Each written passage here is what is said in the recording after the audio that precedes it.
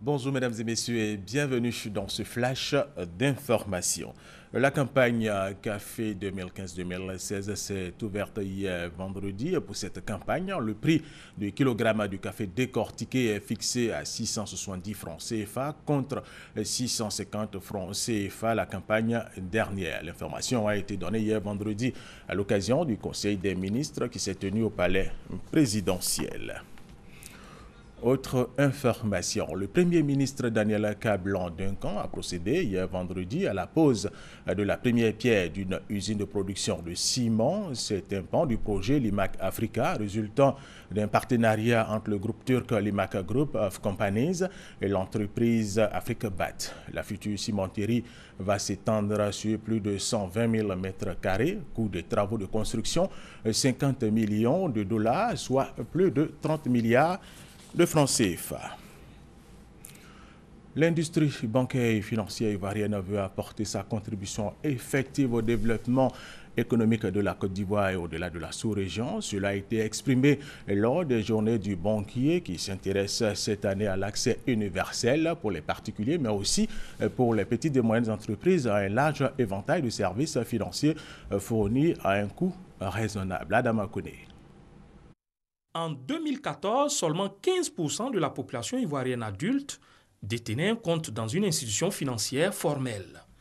46% de la population épargne ou effectue des paiements en dehors du système financier formel et environ 10 milliards de francs CFA de transactions sont effectuées par jour via les plateformes mobiles.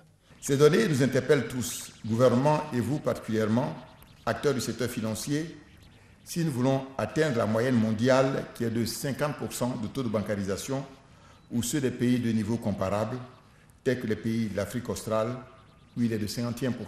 En retenant pour thème de cette troisième édition la banque digitale, facteur d'accélération de l'inclusion financière en Côte d'Ivoire, les professionnels s'engagent à faire des technologies de l'information et de la communication les principales béquilles pour se rapprocher des usagers. La forte pénétration du téléphone mobile dans notre société et la progression continue de l'accessibilité à l'Internet ouvrent à cet égard pour nos entreprises de réelles opportunités d'innovation et d'ingéniosité. Ces services permettent d'effectuer localement des transactions portant sur de petits montants et de mieux gérer les dépenses et les revenus, une niche importante. L'aspect digital de nos activités est essentiel, non seulement pour accroître le nombre de personnes susceptibles d'accéder à des produits financiers, mais également de permettre donc une plus grande accessibilité du public pour les différents produits que nous proposons.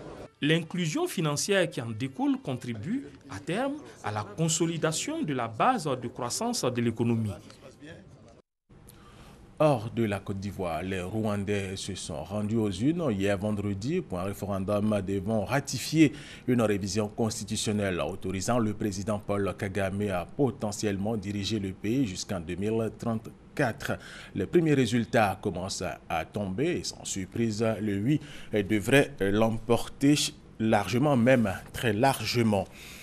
Le Conseil de paix et de sécurité de l'Union africaine a autorisé l'envoi d'une mission de 5000 hommes au Burundi pour tenter de stopper les violences dans ce pays. L'instance africaine a donné 4 jours à Bujumbura pour en accepter le principe.